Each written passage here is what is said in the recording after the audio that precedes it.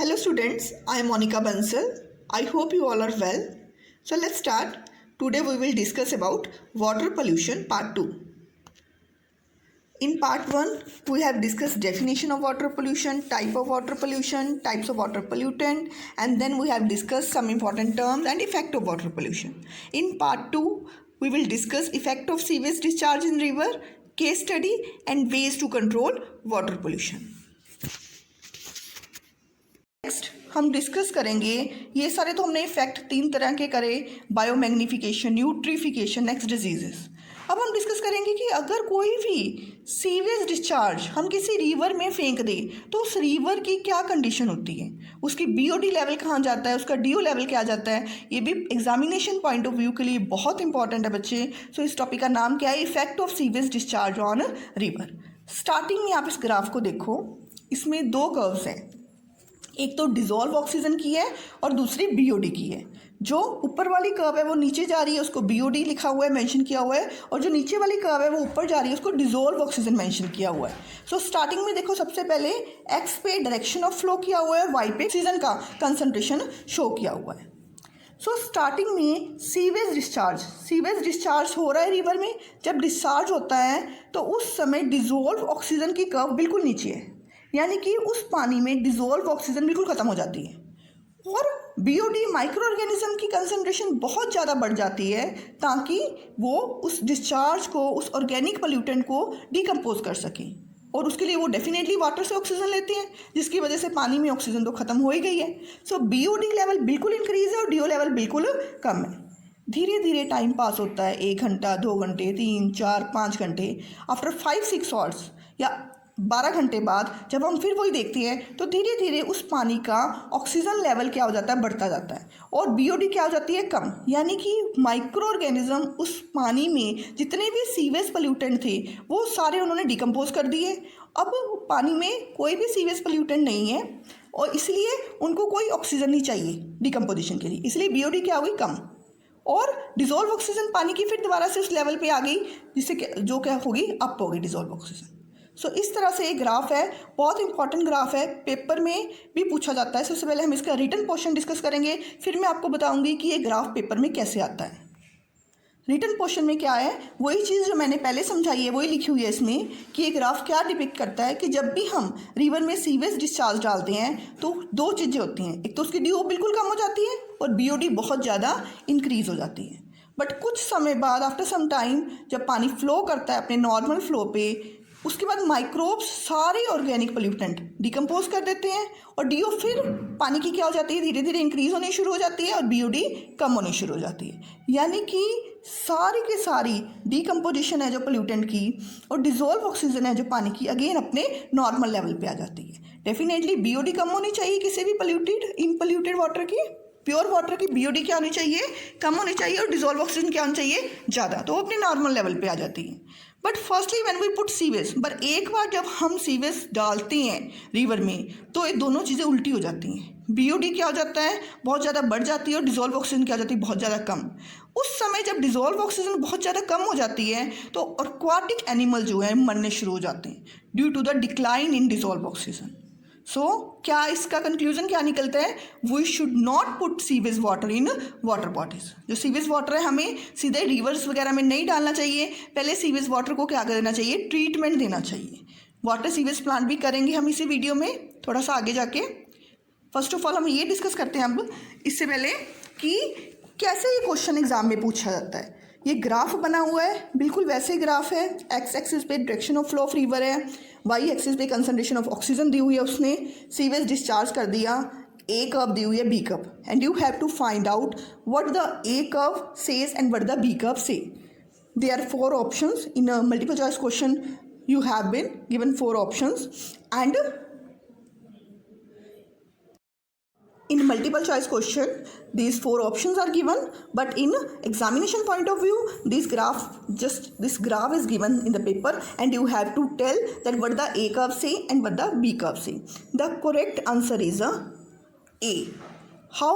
Peak in A option, what the A option says, peak A, sharp increase in BOD. Definitely starting में क्या होती है, BOD की बिल्कुल इंक्रीज हो जाती है, जो रिवर वाटर बॉडी की बीओडी होती है, और सारे क्लीन वाटर ऑर्गेनिज्म क्या हो जाते हैं, ख़त्म हो जाते हैं, डिसअपेयर हो जाते हैं। पीक बी जो है वो क्या है, increase in dissolve oxygen and reappearance of clean water. जो डिजोल्व ऑक्सीजन है उसके बाद थोड़े टाइम पे जाके बी जहाँ पे मेंशन किया हुआ उन्होंने, वहाँ पे क्या हो जाती है, दोबारा से डिजोल्व ऑक्सीजन इंक्रीज हो जाती है और क्लीन वाटर जो है वो क्या हो जाते हैं, रीअपेयर हो जाते हैं, दोबारा से आ जाते हैं क्लीन वाटर। सो इस तरह से क्वेश्चन अटेम्प्ट करना है।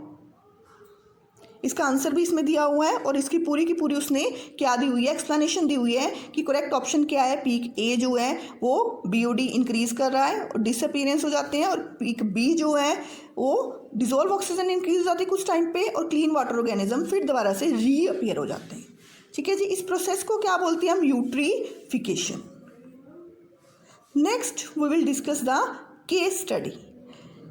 केस स्टडी में क्या है, जब वाटर बॉडी, सपोज करो गंगा रिवर की बात करते हैं हम, गंगा रिवर में बहुत सारे जो है, आपको पता है हिंदू की रिलीजियस रिवर है ये, बहुत सारी क्रिमिशंस होती हैं वहाँ पे, जो बोन्स हैं वो गंगा रिवर में बहाई जाती हैं। इतना ही नहीं, सीवेज वाटर भी जो है वो गंगा रिवर में फेंका जाता है। बहुत ज़्यादा पोल्यूट हो गई है गंगा रिवर, तो गवर्नमेंट ने डेफिनेटली कुछ स्टेप्स लिए जो कि गंगा रिवर को क्या हो सकता था, हम इम्प्रूव कर सकते थे, उसकी वाटर क्वालिटी को इम्प्रूव कर सकते थे। स्टूडेंट्स, केस स्टडी को समझने से पहले हमें सीवेज ट्रीटमेंट प्लांट को समझना होगा। What the sewage treatment plant is. Sewage treatment plant में क्या होता है, 3 तरह की डिवर्सिफिकेशन होती है। सबसे पहले जो पार्ट होता है सीवेज ट्रीटमेंट प्लांट का, उसमें क्या किया जाता है, प्राइमरी सेडिमेंटेशन की जाती है। सेकंड वाले पार्ट में बायोलॉजिकल रिएक्टर लगाया जाता है जिसमें बायोलॉजिकल ट्रीटमेंट किया जाता है। उसके बाद केमिकल ट्रीटमेंट किया जाता है सीवेज का, जो भी सीवेज पोल्यूटेंट होते हैं। सबसे पहले प्राइमरी ट्रीटमेंट में क्या किया जाता है, प्राइमरी सेडिमेंटेशन में क्या किया जाता है, बड़े बड़े टैंक्स में जितना भी सीवेज वाटर होता है या जितना भी पोल्यूटेड वाटर होता है उसे रख दिया जाता है कुछ दिनों के लिए, जैसे 1 दिन 2 दिन के लिए, और उसके बाद जो भी इसमें सॉलिड पार्टिकल्स होते हैं वो नीचे क्या हो जाते हैं, बैठ जाते हैं। इस प्रोसेस को क्या बोलते हैं, सेडिमेंटेशन। उसके बाद जब ऊपर वाला लिक्विड पोर्शन रह जाता है, उस लिक्विड पोर्शन को नेक्स्ट फिल्टर करके सेकेंडरी ट्रीटमेंट के लिए भेजा जाता है, सेकेंडरी ट्रीटमेंट के लिए तैयार किया जाता है। बट कुछ सीवेज ट्रीटमेंट प्लांट में बाईपास सिस्टम भी होता है। बाईपास सिस्टम में क्या होता है कि जिसमें 2 सेकेंडरी ट्रीटमेंट और टर्शियरी ट्रीटमेंट को छोड़ दिया जाता है। जैसे कि कई बार बहुत ज़्यादा रेन हो जाती है या बहुत ज़्यादा क्या हो जाता है, हैवी रेनफॉल की वजह से या थंडरस्टॉर्म की वजह से बहुत ज़्यादा ओवरलोड हो जाता है वाटर का, जिस वजह से सिर्फ प्राइमरी ट्रीटमेंट के बाद ही पानी को रिवर में छोड़ दिया जाता है। सेकेंडरी और टर्शियरी ट्रीटमेंट को वहाँ पे क्या किया जाता है, स्किप कर दिया जाता है।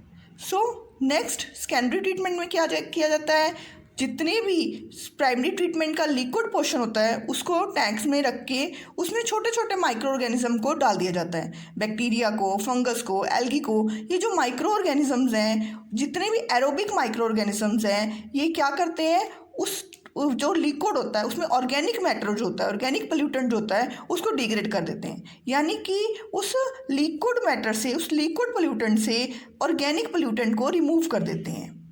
इस पूरे माइक्रो ऑर्गेनिजम्स को इकट्ठे क्या बोलते हैं हम, बायोटा।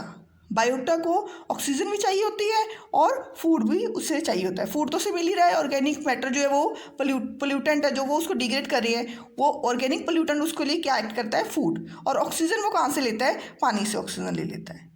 Next tertiary treatment. उसके बाद सेकेंडरी ट्रीटमेंट के बाद पानी को क्या किया जाता है, टर्शियरी ट्रीटमेंट दिया जाता है। टर्शियरी ट्रीटमेंट में पानी को ऑक्सीजन से यानी कि ओजोन से या क्लोरीन से या अल्ट्रा वायलेट लाइट से पास आउट करना होता है। बहुत सारे केमिकल्स डाले जाते हैं उसमें। केमिकल ट्रीटमेंट ही टर्शियरी ट्रीटमेंट में किया जाता है। उस टर्शियरी ट्रीटमेंट के बाद पानी क्या हो जाता है, फिट हो जाता है किसके लिए, यूज़ के लिए। उसके बाद पानी को नियर बाय बॉडी में चाहे रिवर लेक में छोड़ दिया जाता है यूज़ करने के लिए। टर्शियरी ट्रीटमेंट में बहुत सारे, जैसे ऑक्सीजन की कमी हो जाती है पानी में तो ऑक्सीजन ऐड कर देते हैं, या जिस भी चीज़ की कमी हो जाती है वो ऐड करते हैं टर्शियरी ट्रीटमेंट में, और दूसरे केमिकल ऐड करते हैं जो कि इनऑर्गेनिक पोल्यूटेंट को रिमूव करता है उस पोल्यूटेड वाटर से। नेक्स्ट प्राइमरी, सेकेंडरी और टर्शियरी ट्रीटमेंट के बाद हम डिस्कस करेंगे केस स्टडी कि गवर्नमेंट ने क्या क्या स्टेप उठाए। गवर्नमेंट ने ऐसे ही किया, जो गंगा बहुत ज़्यादा पल्यूट हो रही थी या कोई भी रिवर जो इसका पानी बहुत पल्यूट हो रहा था, उसको ये ट्रीटमेंट देना शुरू कर दिया। दो तरह की अप्रोचेस ली केस स्टडी में। पहली अप्रोच कौन सी ली? Conventional approach. दूसरी अप्रोच कौन सी ली? Innovative approach. मैंने अंडरलाइन भी की हुई है। कन्वेंशनल अप्रोच में उसने क्या किया? सेडिमेंटेशन और फिल्ट्रेशन की। Sedimentation, filtration and chlorine treatment किया। सेडिमेंटेशन मैं आपको पहले बता चुकी हूँ। प्राइमरी ट्रीटमेंट में किया जाता है, पानी को बड़े बड़े टैंक में रखा जाता है कुछ दिन के लिए, जिसमें सारे के सारे सॉलिड पार्टिकल नीचे सेटल डाउन हो जाते हैं। उसके बाद पानी को फिल्टर किया जाता है और जो लिक्विड पोर्शन होता है उसमें उसने क्लोरीन डाल दी, ताकि जितने भी इनऑर्गेनिक पोल्यूटेंट है, रह गया कोई ऑर्गेनिक इनऑर्गेनिक पोल्यूटेंट, उसको क्या कर दिया जाए? क्लोरीन उसको क्लीन कर दे। Next innovative approach. Innovative approach में क्या किया उसने? कन्वेंशनल अप्रोच के बाद जो पानी था वो सारा का सारा पानी उसने एक एरिया में डाल दिया। एरिया क्या क्या किया उसने? 60 हेक्टर का एक मार्शलैंड लिया। वो 60 हेक्टर मार्शलैंड में उसने 6 कनेक्टेड मार्शेस बना ली। 6 कनेक्टेड मार्शेस बनाई बड़ी बड़ी, जिसमें उसने वो सारा पानी फेंक दिया। अब उस पानी को जो उसने 60 हेक्टेयर ज़मीन में 6 कनेक्टेड मार्शेस बनाई थी, उसमें प्लांट भी लगा लिए, एल्गी भी लगा दी, फंगाई भी लगा दी और बैक्टीरिया भी छोड़ दिया। सारा कुछ जो है वो उसने छोड़ दिया। सो नेचुरल तरीके से वो पानी को क्या कर रही हैं? अब डिकम्पोज कर रही हैं, पानी को प्यूरिफाई कर रही हैं। सारे के सारे ऑर्गेनिक पोल्यूटेंट क्या हो रहे हैं? उसमें से न्यूट्रलाइज हो रहे हैं। ये जो मार्शेस हैं इनको हम सेंचुरीज भी बोलते हैं। बहुत ही ज़्यादा हाई लेवल की बायोडाइवर्सिटी इसमें मिलती है। अलग अलग तरह की फिशेस मिलती हैं, एनिमल मिलते हैं, बर्ड्स मिलते हैं। एक तरह की वाटर बॉडी होगी वो, जो 6 कनेक्टेड मार्शेस उसने ज्वाइन करी थी, वाटर बॉडीज ही होगी बड़ी बड़ी रिवर्स की तरह। तो उसमें सारे तरह के एनिमल्स मिलते हैं, हाई डाइवर्सिटी की बायोडाइवर्सिटी मिलती है उसमें। और सिटीज़न, कुछ जो सिटीजन हैं उसको उसकी देखभाल करते हैं, उन सिटीज़न को क्या बोलते हैं? फॉर्म की फुल फॉर्म क्या है? Friends of Arcata Marsh. ये बहुत इंपॉर्टेंट है केस स्टडी में कि सबसे पहले उसने कन्वेंशनल अप्रोच की, जिसमें उसने सेडिमेंटेशन की, पानी की फिल्टरिंग की और फिर क्लोरीन ट्रीटमेंट दिया। फिर उसने इनोवेटिव अप्रोच की। इनोवेटिव अप्रोच में उसने क्या बना दी? 60 हेक्टेयर ज़मीन को लेके 6 कनेक्टेड मार्शेस बना दी, यानी कि 6 कनेक्टेड रिवर्स बना दी, आप यही सोच लीजिए। और उसको रिवर्स की तरह एक्ट किया, उसमें सारे बैक्टीरिया, फंजाई वगैरह डाल दी और फिशेस वगैरह उसमें ग्रो करनी शुरू हो गई और प्लांट्स लगा दी। नेचुरली जो ऑर्गेनिक पोल्यूटेंट था उसको पोल्यूशन को रिमूव करना शुरू कर दिया। केस स्टडी में एक और चीज़ गवर्नमेंट ने करी, ड्राई टॉयलेट्स की कंस्ट्रक्शन करी। ड्राई टॉयलेट्स में क्या होता है कि ह्यूमन एक्सक्रीटा को डायरेक्टली फर्टिलाइज़र में कन्वर्ट कर दिया जाता है, नेचुरल फर्टिलाइज़र में कन्वर्ट कर दिया जाता है। ये जो ड्राई टॉयलेट्स हैं केरला, श्रीलंका में इकोसिन टॉयलेट के नाम से वर्क हो रही। फ्रेंड्स, ये जो 2 स्लाइड्स हैं इंटीग्रेटेड वेस्ट वाटर ट्रीटमेंट वाली, ये वाली और एक ये वाली, ये दोनों स्लाइड्स मैंने एनसीईआरटी बुक में से ली हैं, ताकि आप एनसीईआरटी बुक में से भी स्टडी करो। पेज नंबर है 277, लास्ट चैप्टर, और टॉपिक का नाम है case study of integrated waste water treatment. So NCERT book भी ज़रूर पढ़नी है, उसका कोई भी टॉपिक नहीं छोड़ना। सो ये दोनों स्लाइड आपने एनसीईआरटी बुक में से स्टडी करनी है। Okay, discuss Ganga action plan. Ganga को प्यूरिफाई करने के लिए गवर्नमेंट ने बहुत सारे एसटीपीज़, अभी हमने डिस्कस करें एसटीपीज़ में क्या क्या था? Primary treatment, secondary treatment, tertiary treatment. So ये सारे ट्रीटमेंट करे गंगा रिवर के लिए। उसके बाद उसने बहुत सारा पैसा लगाया उसको एसटीपीज़ को लगाने के लिए। वहाँ पे इंस्टॉलेशन करी बहुत सारे एसटीपीज़ की फुल फॉर्म क्या है? सीवेज ट्रीटमेंट प्लांट्स की, ताकि जो गंगा रिवर के आसपास का एरिया है जिसमें लोग रहते हैं, उनका जो सीवेज है वो पहले ट्रीट होए, फिर वो गंगा रिवर में डाल सके उस पानी को। आफ्टर टर्शियरी ट्रीटमेंट वो गंगा रिवर में डाल सके पानी को। सैनिटेशन फैसिलिटी दी प्रॉपर, वहाँ के जो एरिया के लोग हैं उनको प्रॉपर सैनिटेशन फैसिलिटीज़ दी। क्रिमेटोरियम्स क्या होता है? जहाँ पे डेड बॉडीज़ को बर्न करते हैं। ऐसी बिल्डिंग्स बनाई वहाँ पे गंगा रिवर की कि वो आसपास ही गंगा के किनारे क्रिमिशन ना करें। स्पेशल तरह की बिल्डिंग बनाई जिसमें क्रिमिशन हो सके। एफॉरेस्टेशन करी, बहुत तरह के प्लांट्स लगाए, पब्लिक पार्टिसिपेशन करवाई ताकि रिवर को क्लीन बनाया जा सके। सो इसको गैप बोलते हैं, गंगा एक्शन प्लान, जो कि गवर्नमेंट ने गंगा एक्शन प्लान इम्प्लीमेंट करा। ऐसे यमुना भी बहुत ज़्यादा पल्यूट हो रही थी, यमुना के लिए भी उन्होंने यमुना एक्शन प्लान करा। ऐसी बहुत तरह के जो दिल्ली का पोल्यूशन था, जैसे मैंने एयर पोल्यूशन में भी बताया था कि दिल्ली का पोल्यूशन बहुत बढ़ रहा है, वाटर पोल्यूशन में भी दिल्ली का पोल्यूशन बहुत बढ़ रहा था। कैसे? बहुत सारा सीवेज वाटर डायरेक्टली यमुना में जा रहा था, जिसकी वजह से जो यमुना है बहुत ज़्यादा पल्यूट हो रही थी। तो दिल्ली गवर्नमेंट ने यैप इम्प्लीमेंट करा, यमुना एक्शन प्लान इम्प्लीमेंट करा। इन बिल्कुल ऐसे ही बहुत सारे STPs 15 STPs लगाए यमुना के किनारे, और सारा का सारा यमुना एरिया का सीवेज जो था वो पहले उन STPs में क्या करा, ट्रीट करा उसको, उसके बाद उस पानी को टर्शियरी ट्रीटमेंट के बाद पानी को यमुना में फेंका। इस वजह से यमुना और गंगा का पानी काफ़ी हद तक क्या हो गया था, प्यूरिफाई हो गया था। So last we will discuss the control of water pollution. बहुत सारे और कंट्रोल के मेथड भी हैं, STPs तो हम लगा ही सकते हैं। जैसे कि नेक्स्ट कंट्रोल मेथड क्या है, बायोडिग्रेडेशन ऑफ डोमेस्टिक वेस्ट। उसको बायोडिग्रेडेशन होने दो। बायोडिग्रेडेशन कैसे हो सकती है, अगर हम किसी भी डोमेस्टिक वेस्ट में माइक्रो ऑर्गेनिज्म डाल देते हैं, या फिर सस्पेंडेड सॉलिड पार्टिकल जो हैं उसको रिमूव कर सकते हैं फिल्ट्रेशन के थ्रू। इंडस्ट्रियल इफ्लुएंट जो है उसको हम रिवर में डालें, पर रिवर में डालने से पहले उसको प्रॉपरली ट्रीटमेंट दें, ताकि उसके जितने भी पोल्यूटेंट है उस पानी में से ख़त्म हो जाए। किसी भी तरह का वेस्ट मटेरियल जो है वो पानी में डालने से पहले उसको ट्रीटमेंट ज़रूर दें।